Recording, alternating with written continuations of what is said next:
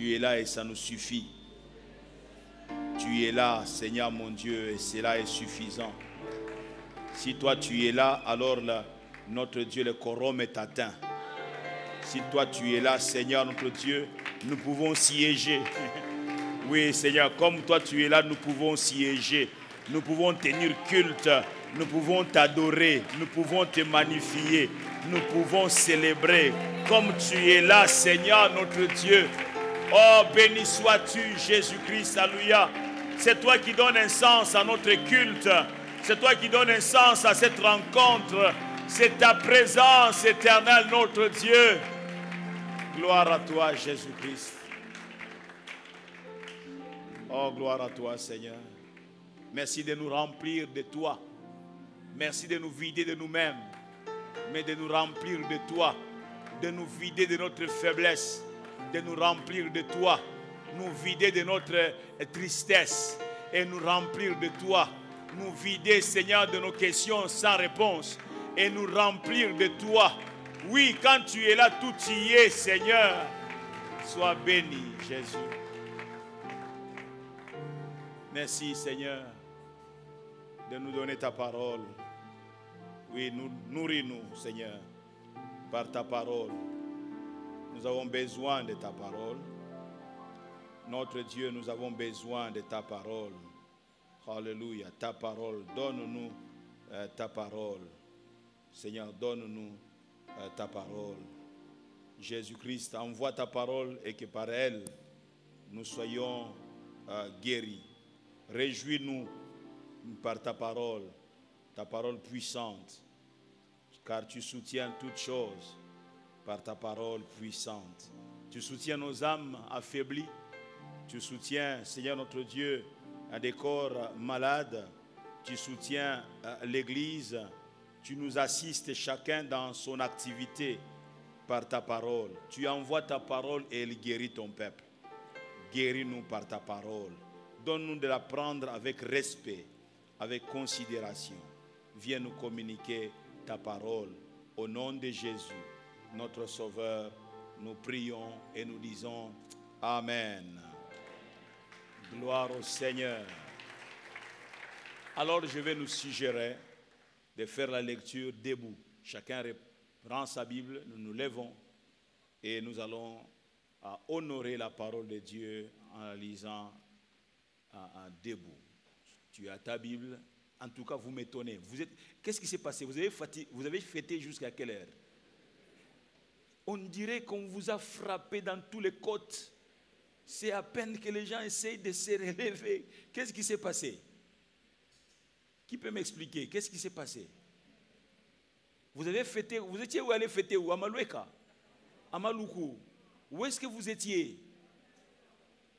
Alors, qu'est-ce qui se passe? Y a-t-il quelqu'un content ici? Non, j'aimerais savoir, y a-t-il quelqu'un qui est dans la joie ici? Waouh, on dirait qu'on vous a tout arraché. J'aimerais vous dire que Jésus-Christ est vivant. Je suis en train de dire à quelqu'un que Jésus-Christ est vivant. Et le Jésus là qui est vivant, ce n'est pas celui que les autres sont en train de fêter qu'il est né hier. Hein? Jésus n'a pas de jours d'existence. Il ne crie pas « Jésus est assis à la droite du Père ». Oh, je suis en train de dire à quelqu'un, Jésus est assis à la droite du Père. Et tu sais ce qu'il fait? Il intercède pour toi. Oh, alléluia. Alléluia. Amen, amen. Alors, notre premier texte, c'est Luc chapitre 1er. Luc chapitre 1er, du 26e au 33e verset. Nous prendrons après Matthieu 1er, 18 à 25, et nous finirons avec Colossiens 1, verset 27. Donc, Luc 1, 26 à 33. Au 6e mois, l'ange Gabriel fut envoyé par Dieu dans une ville de Galilée, appelée Nazareth, auprès d'une vierge fiancée à un homme de la maison de David, nommé Joseph. Le nom de la vierge était Marie. L'ange entra chez elle et dit, « Je te salue, toi à qui une grâce a été faite. Le Seigneur est avec toi. » Troublée par cette parole, Marie se demandait ce que pouvait signifier une telle salutation. L'ange lui dit, « Ne crains point, Marie, car tu as trouvé grâce devant Dieu. Et voici, tu deviendras enceinte, et tu enfanteras un fils, et tu lui donneras le nom de Jésus. Soulignez, tu lui donneras le nom de Jésus. Il sera grand, et sera appelé fils du Très-Haut. Et le Seigneur Dieu lui donnera le trône de David, son père. Il régnera sur la maison de Jacob éternellement, et son règne n'aura point de fin. Amen. Matthieu, chapitre 1er, à partir du verset 18. Voici de quelle manière arriva la naissance de Jésus-Christ.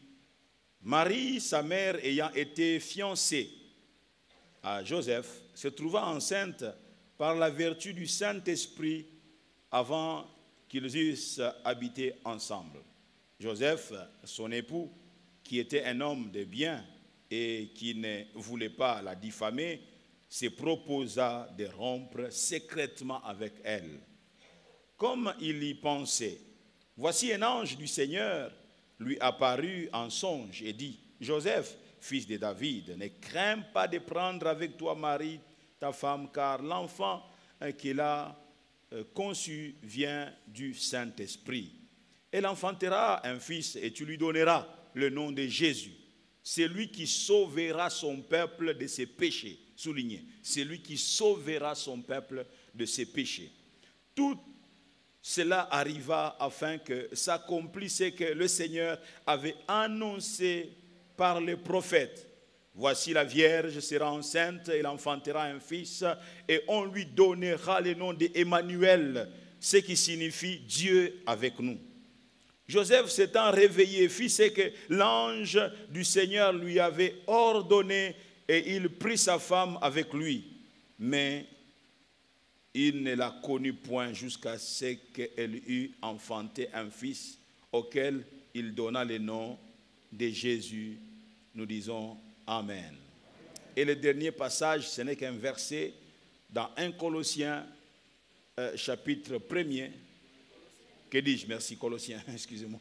Colossiens chapitre 1er, quand tu veux courir directement vers le chapitre et tu le places avant le texte, plutôt l'épître.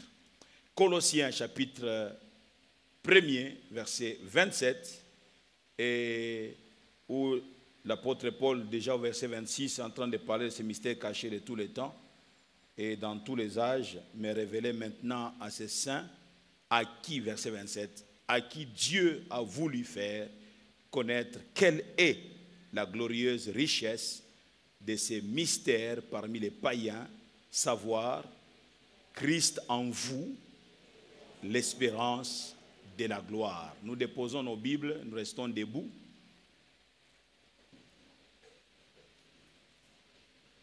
Est-ce qu'on peut déposer la Bible maintenant? Parce que le Seigneur a besoin de vos mains. Nous voulons honorer la parole de Dieu par nos acclamations et nous asseoir.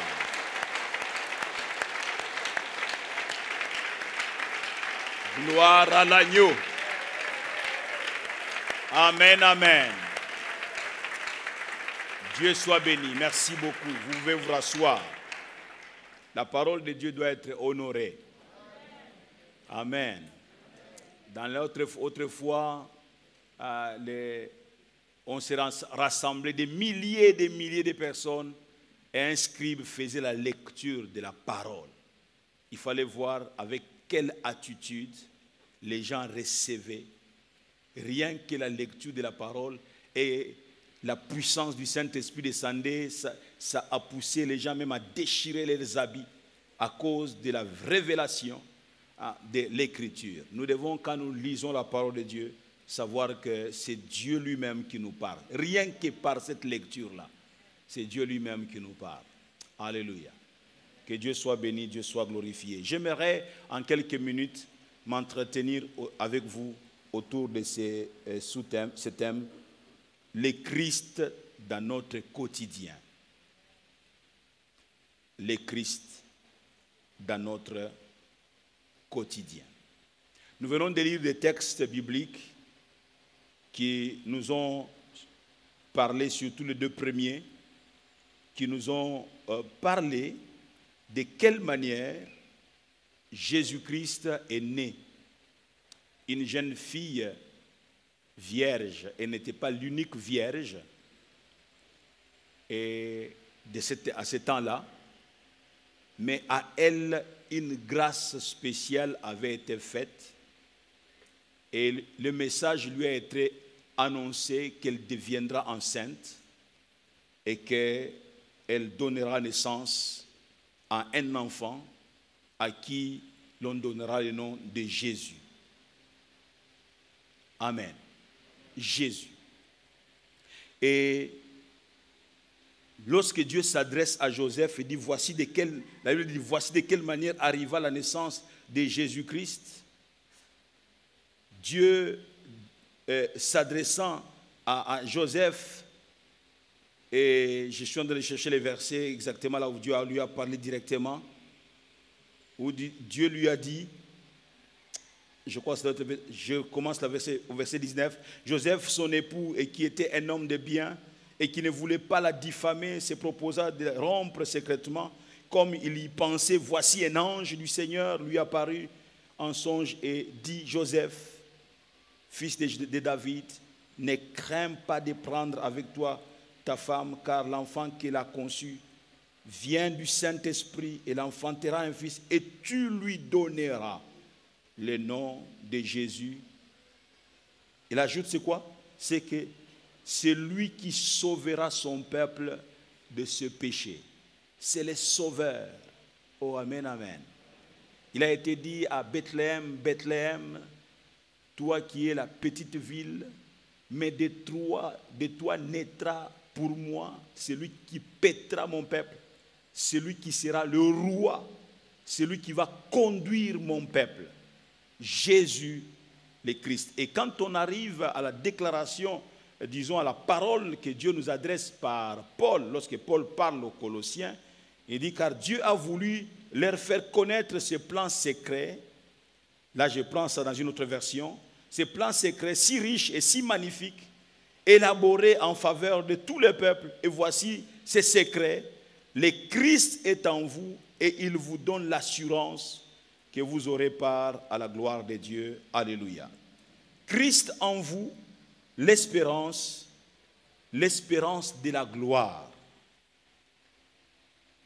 Dieu, par l'ange, dit à Joseph, tu donneras à cet enfant le nom de Jésus, car c'est lui qui sauvera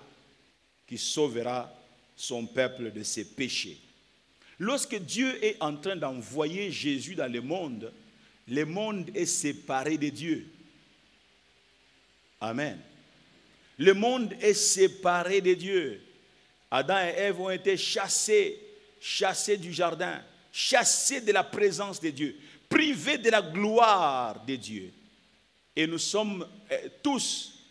avons été tous alignés, placés sur cette lancée-là, où nous sommes d'Adam et nous avons été privés de la gloire de Dieu. Le monde était sans espoir. Le péché était en train de gouverner. Le diable a assujetti l'humanité. Et c'est dans ce contexte-là que Jésus-Christ effectue son entrée dans le monde. L'ange dit à Joseph que c'est lui qui sauvera son peuple de ce péché. Le monde avait besoin d'un sauveur. Le monde avait besoin d'un libérateur. Pas Moïse. Moïse a libéré les Juifs de l'Égypte, mais il ne les a pas libérés de l'esclavage, du péché.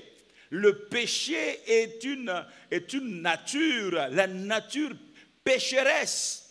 Et cette nature ne pouvait être changée ou être domptée que par le sacrifice de la croix. Oh, alléluia.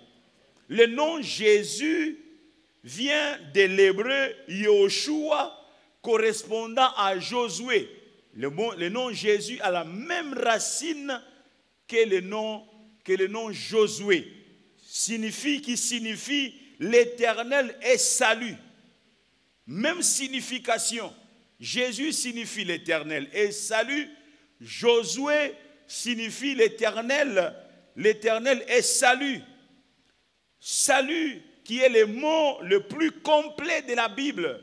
Le mot salut, c'est le mot le plus complet de la Bible et comporte plusieurs idées, comporte l'idée de délivrance. Le mot salut, ça comporte l'idée de délivrance. Quand on parle du salut, on y voit la délivrance, la sécurité. Le salut comporte l'idée de sécurité, comporte l'idée de protection. Lorsque Dieu nous donne le salut, il y a là la pensée de la délivrance. Nous sommes délivrés, nous sommes désormais sécurisés, nous sommes protégés, mais pas seulement. Mais également, la quatrième idée, c'est l'idée de guérison.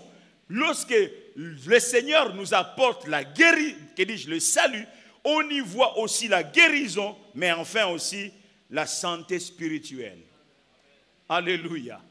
Lorsqu'il est venu nous sauver, c'était un salut holistique, c'est un salut total, un salut qui englobe notre âme, notre esprit, mais le corps n'est pas en reste. Alléluia. Le corps n'est pas en reste. C'est un salut plutôt tripartite qui concerne notre corps, notre âme et notre esprit. Christ en vous, disait Paul, l'espérance de la gloire. Alléluia. Christ en nous, l'espérance de la gloire.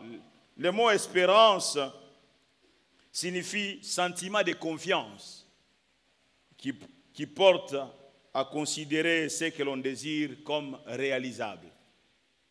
C'est ça l'espérance. J'ai l'espérance, je crois et je tiens mordicus que ce que je suis en train de désirer, ce que je suis en train de considérer, sera quelque chose de réalisable. J'ai espoir. Amen, amen.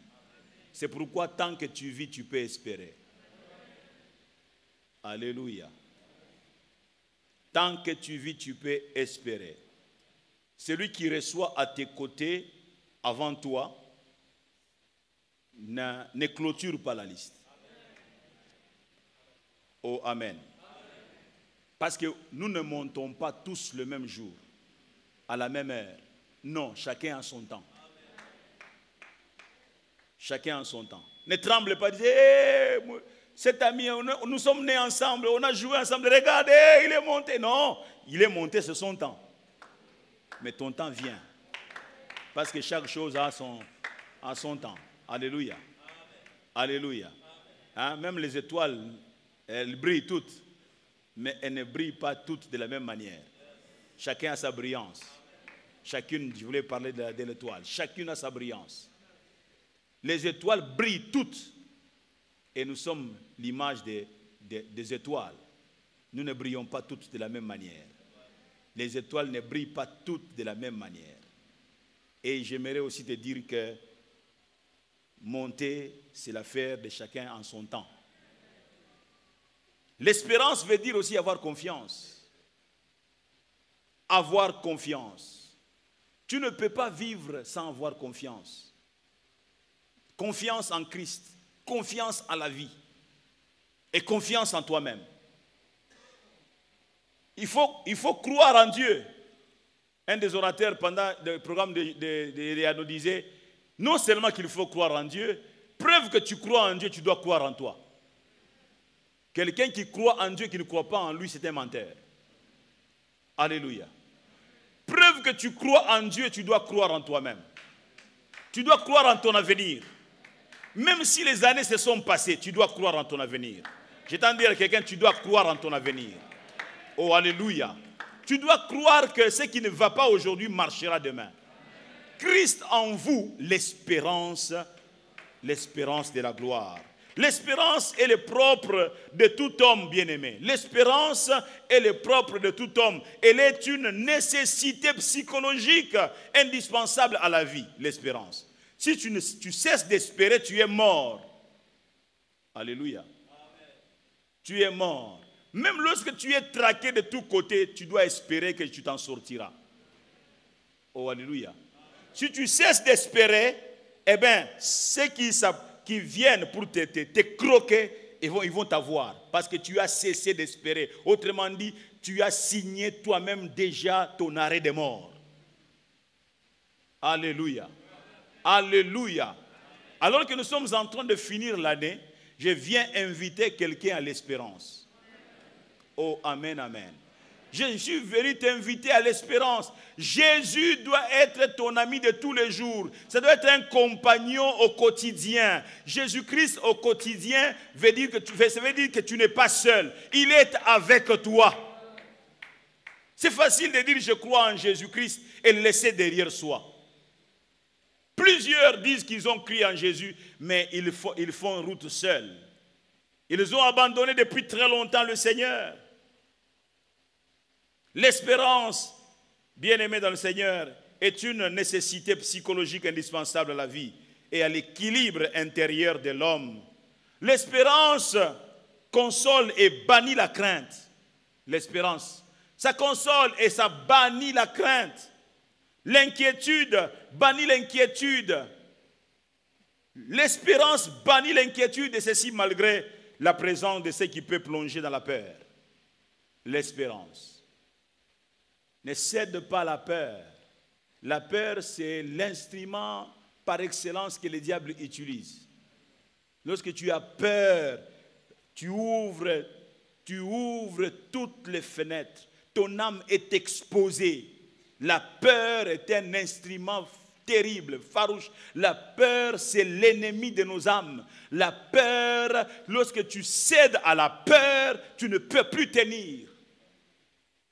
Et même lorsque tu fais face, tu es malade, tu fais face à ces tracas de la maladie, tu ne dois pas céder à la peur. Parce que la maladie est aussi un ennemi, la maladie. Mais tu ne dois pas céder, tu dois encore tenir tête ferme en disant que même au travers de la maladie, je ne suis pas seul. David disait, même quand je marche dans la vallée de l'ombre de la mort, je ne crains aucun mal, car tu es avec moi, ta houlette et ton bâton me rassurent. Me rassure, dans ces temps difficiles-là, où tu te sens comme si tu es seul, tu as l'impression que la maladie va t'emporter, tu n'es pas seul, tu ne fais que traverser la vallée de l'ombre de la mort, ce n'est pas ton lieu d'habitation. Dieu dit, tu passes. Pourquoi? Il est avec toi. Oh, alléluia. Mais si tu cèdes parce que tu es malade et tu commences à confesser ce genre de confession, ah ben tu te livres. Généralement, quand quelqu'un confesse une fois, 2 fois, 3 fois, passant par des temps difficiles comme ça, les gens sentent seulement qu'il a lâché. Il ne tient plus à la vie. Mais il y a des gens qui se tiennent à la vie mordicus. Vraiment, même la science dit non, non. Ici, il n'y a plus rien. Lui dit, je vivrai. Je vivrai. Dieu est avec moi. Je vivrai. C'est vrai qu'il n'y a presque pas de vie à moi, mais je tiendrai le coup. Et puis, celui qu'on attendait qu'il puisse mourir la nuit, non, les médecins reviennent le matin, il est toujours là. Entre la vie et la mort. Un 2e jour passe, un 3e jour passe, un 4e jour passe. Pourquoi? La personne tient à la vie. Seigneur, je sais que je viendrai à la maison, mais pas maintenant, Seigneur. Je crois que j'ai encore affaire avec toi ici. Quand quelqu'un s'accroche comme ça, je ne dis pas toujours que quand Dieu a déjà décidé, tu ne partiras pas. Oui, Dieu, quand il a décidé, peut-être que tu veux partir. Mais attention, il y a des gens qui se sont accrochés à la vie. On est venu dire à un homme, à un roi, en disant que cette maladie que tu es malade. Il ne savait pas que la maladie l'a mené à la mort. Mais l'information est venue du prophète Esaïe en disant que la maladie là en question, écoute, copie en Zambé, c'est que tu dois partir. Tu pars maintenant. Il dit, ah bon, c'est comme ça. Esaïe se retire, ayant laissé le message. Ézéchias se retourne vers le mur. Il dit, Seigneur, tu es été. Seigneur mon Dieu, comment est-ce que moi je peux partir dans ces conditions? Seigneur, regarde la situation, regarde. Seigneur, regarde comment j'étais avec toi, regarde. Il était, vous savez, les rois ont toujours des cours, des grandes parcelles. Ésaïe n'était pas encore sorti du palais royal, que Dieu lui dit, monsieur Ésaïe, rentre.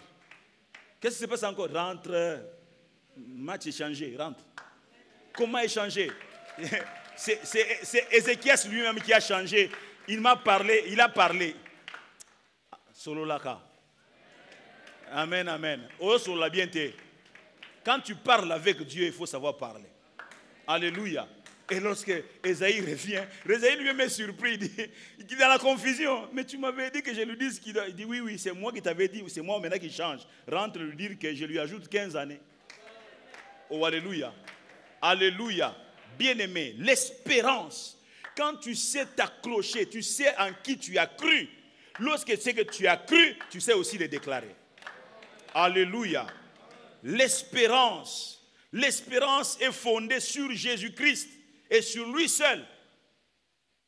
Sur lui seul.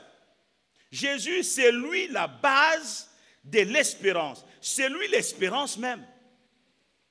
Jésus, c'est lui l'espérance. Il est venu dans un monde perdu, sans Dieu et sans espérance. Il est venu dans un monde sans Dieu et sans espérance.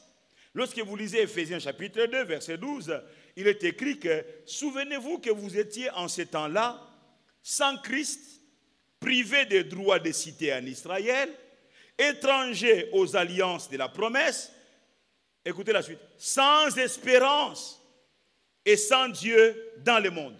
C'est ce que vous étiez. Mais depuis que Jésus est venu, non, ce n'est plus la même chose. Oh, alléluia. Depuis que Jésus est venu, ce n'est plus la même chose.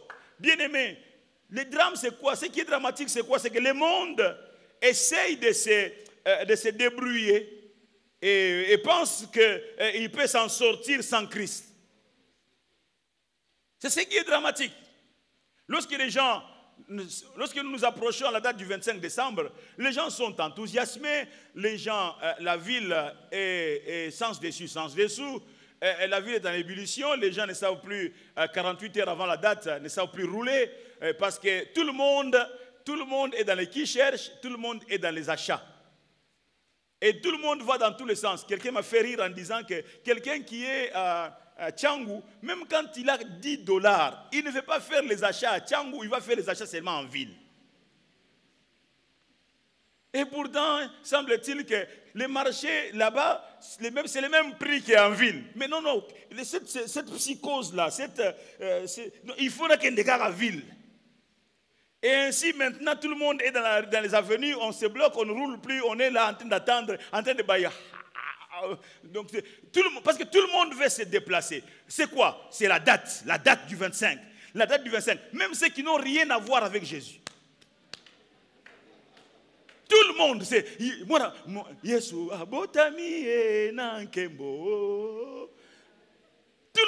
le monde, c'est autour de cette date-là.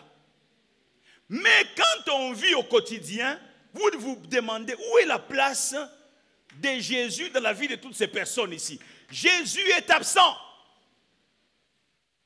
Jésus nous gêne. Non, c'est embêtant. Jésus a toujours l'œil sur ce que nous faisons. Non, il est toujours très regardant. Non, il suiva. Non, nous ne voulons pas de ce Jésus-là. Nous voulons le Jésus qui nous permet de fêter, de manger, de fêter, et de rentrer à la maison à 2 heures du matin malgré le couvre-feu. On sait se débrouiller. Maintenant, on dit, on sait seulement faire comme ça la main du policier et on passe. C'est pas vrai? Tu l'as fait aussi. Hein? J'ouvre une parenthèse pour dire comment est-ce que je peux me retrouver après 23 heures dans la rue. Parce qu'il y a une loi. Ça m'est arrivé quelques fois, c'est que je reviens d'un voyage où je suis allé chercher quelqu'un à l'aéroport. Vous êtes arrivé à 20 heures, les vols, le temps d'arriver, et puis quand les vols atterrissent, les contrôles, etc., 23 heures, vous quittez l'aéroport, ou bien 22h45. Mais n'allons pas 20 heures pour aller me promener, me retrouver à 0 heure en route. Mais est-ce que je suis malade ou quoi? J'ai perdu la tête. Je suis un citoyen.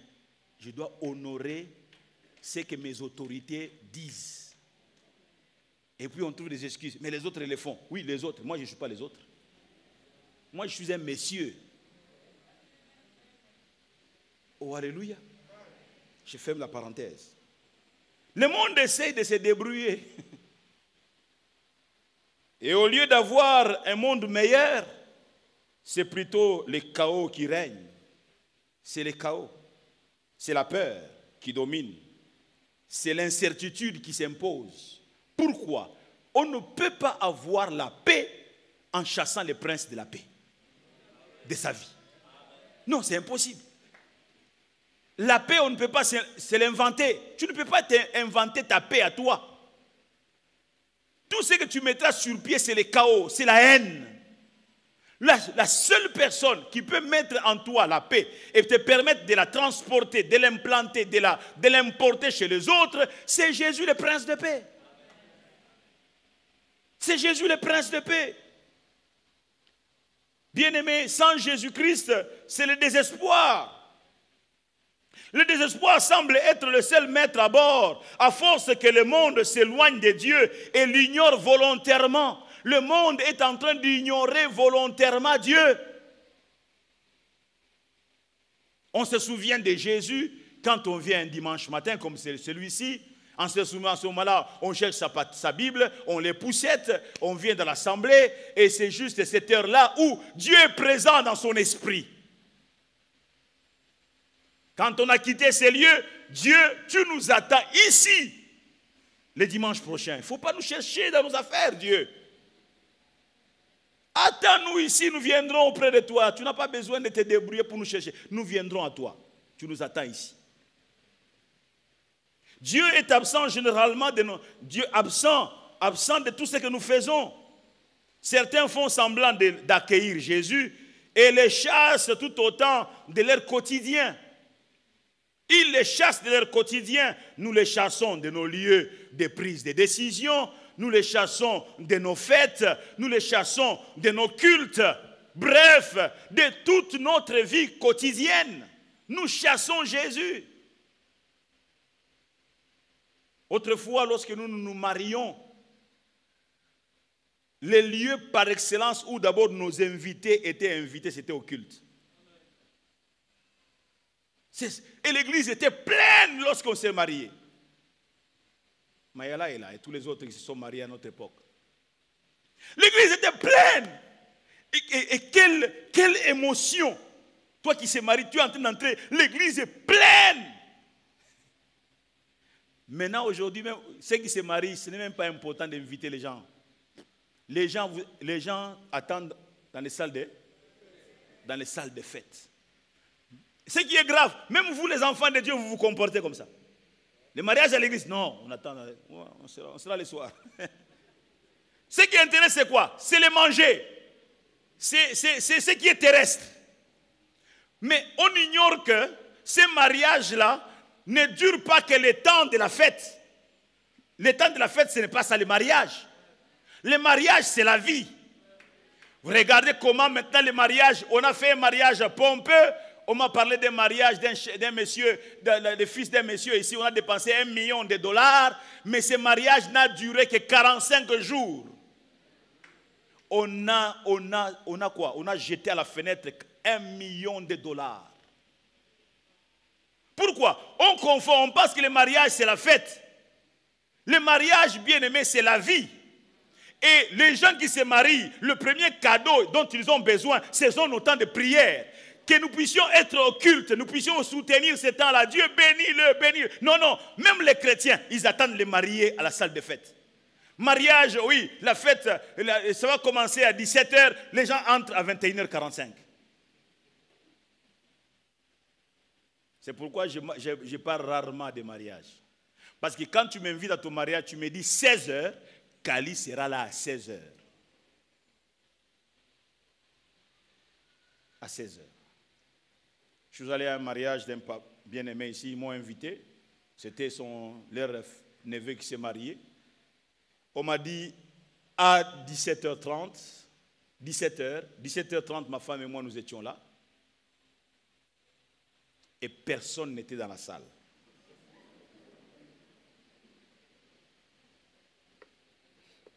On était en train d'arranger certaines choses, décorations.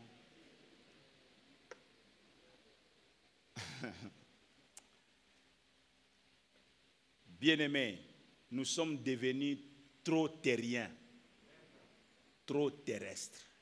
Nous avons oublié notre vocation première. Nous avons oublié notre vocation première. On semble accueillir Jésus, mais on le rejette tout autant. Nous les chassons de nos lieux de prise de décision. Regardez seulement nos gouvernements dans le monde, comment est-ce que ça fonctionne. Et l'on se demande pourquoi notre monde va si mal. Pourquoi tant de malheurs, tant de chaos? Pourquoi tant de haine et de cruauté? Pourquoi? Nous nous disons chrétiens. Nous nous disons enfants de Dieu. Mais pourquoi tant de cruauté? Pourquoi tant de haine? Pourquoi tant de pensées mal de l'autre? Nous ne sommes plus sincères les uns les autres. Nous ne sommes plus vrais les uns les autres. Nous ne sommes plus vrais. Nous nous disons enfants de Dieu. Et nous voulons recevoir de Dieu. Nous nous haïssons. Nous chassons Jésus de notre vie quotidienne. Frères et sœurs, l'heure est grave. Le monde va si mal. Nous semblons chercher la solution tout en la rejetant. Tout en la rejetant. C'est la vie, chacun pour soi, Dieu pour tous. Bomangana bomayoto bomana. C'est exactement ça, ce que nous vivons dans le monde. Et les gens sont à l'aise lorsqu'ils participent à un complot où on doit éliminer quelqu'un d'autre. Les gens sont à l'aise. Bien aimé, ce que vous oubliez, c'est que le sang est revanchard. Le sang réclame toujours vengeance. Le sang parle. Alléluia. C'est pourquoi on dit que le sang d'Abel, de Jésus-Christ, parle plus que... Le sang parle, le sang a une voix. Le sang réclame. Ne participe jamais au complot de tuerie de quelqu'un. Ne participe pas. Ça va te réclamer jour et nuit. Jour et nuit, tu ne seras jamais tranquille. Si ça ne t'attrape pas toi, ça attrapera ton frère, ça attrapera ton père, ça attrapera ta soeur, ça attrapera tes enfants. Là, le sang bien-aimé, il crie beaucoup plus fort. Ne participe pas au complot là où on est en train d'assassiner, d'éliminer quelqu'un. Même pas par la langue, ne participe pas. Tu auras sémé, parce que le sang qui va couler, ce sera une sémence. Et tout ce que l'homme sème, il fait quoi? Il les moissonne. Bien-aimés dans le Seigneur, en ces derniers dimanches du mois, je suis venu nous exhorter pour que nous sachions placer Christ au centre de notre vie. Il n'est pas venu pour que nous puissions le mettre dans un endroit pour pouvoir l'observer et venir faire le tourisme. Mais non, Jésus-Christ est venu pour qu'il habite dans nos cœurs et qu'il puisse vivre jour après jour avec nous. Alléluia. Alléluia. Jésus-Christ n'est pas quelque chose, un instrument, quelque chose de décoration qu'on place quelque part.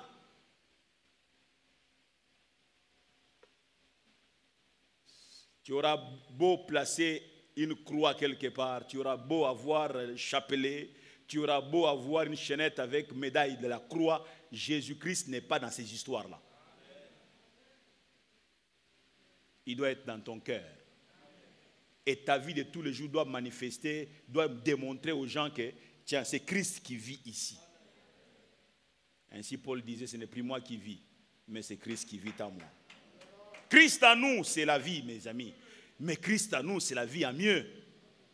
C'est la vie en mieux, Christ en nous. Christ en nous, Christ en vous, c'est la possibilité de relever la tête et d'affronter la vie avec espérance. Christ en vous. Christ en vous, C'est la possibilité d'affronter la vie avec confiance. Christ en vous, mes amis. Alléluia. Quand Christ est en toi, lorsque tu as perdu, tu peux pleurer une fois et tu te relèves. Pourquoi? Parce que Christ ne te laisse pas écrouler pour toujours. Il va te relever, il va te consoler, il va te fortifier et il va te donner de l'énergie afin que tu affrontes la vie. C'est ça les Jésus que nous prêchons. Pas le Jésus qui nous laisse dans nos 40 jours de deuil. 40 jours, il y a pile. Non! Le Jésus que nous acceptons est un Jésus, oui, nous avons pleuré parce qu'il y a deuil. Lorsque nous avons enterré, nous avons pleuré, notre deuil est terminé. Nous nous redressons et nous regardons à Jésus-Christ et nous continuons la marche. Voilà le Jésus que nous prêchons. Voilà le Jésus-Christ que nous avons accepté. Ce que je vous dis, frère, je suis passé par là. J'ai perdu 6 des membres de ma famille. Papa, maman, 4 frères. Et je sais comment j'étais en ce moment-là. C'est comme si on m'arrachait le cœur. Et j'ai béni Dieu parce que chacun de ces événements sont intervenus quand je suis dans le Seigneur. Et je sais, quand je dis à quelqu'un, Dieu peut te consoler, je sais de quoi je parle. Je sais de quoi je parle. Dieu ne nous laisse pas écrouler là, faisant notre deuil pour la vie. Non, nous ne sommes pas faits pour le deuil, nous sommes faits pour la fête. Alléluia. Et la fête est possible avec le Seigneur. Faisons-lui donc bon accueil. Faisons bon accueil à Jésus-Christ. Et non le recevoir d'une façon factice, en le confessant des bouts de lèvres. Non, frères et sœurs. Ce n'est pas celui qui dit Seigneur, Seigneur, qui entrera dans le royaume des cieux, mais c'est celui qui fait la volonté de Dieu. Que Dieu bénisse sa parole.